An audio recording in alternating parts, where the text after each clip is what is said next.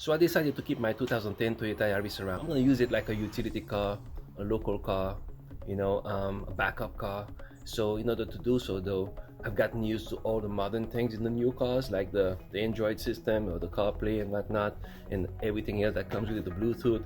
So I'm going to show you the updates I'm going to do to the car to make it a little bit cooler. I'm not going to do a lot of changes in the exterior. It's mostly going to be in the inside. Some minor changes in the exterior.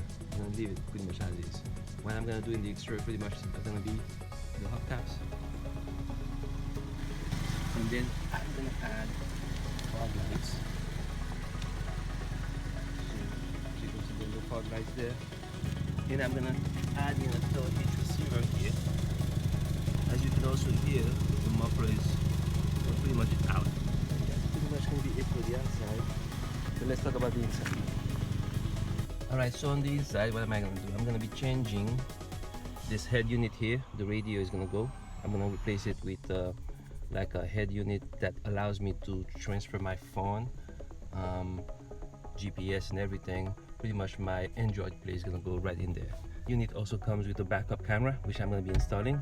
I'll be changing the lever knob, something cooler than this. I'll be changing the car seats.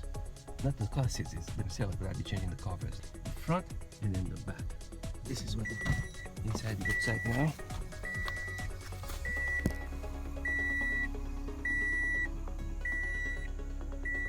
Right. The before. This thing has been broken, so I'm going to take care of that in the process. Not to forget, I'm going to install a wheel cover.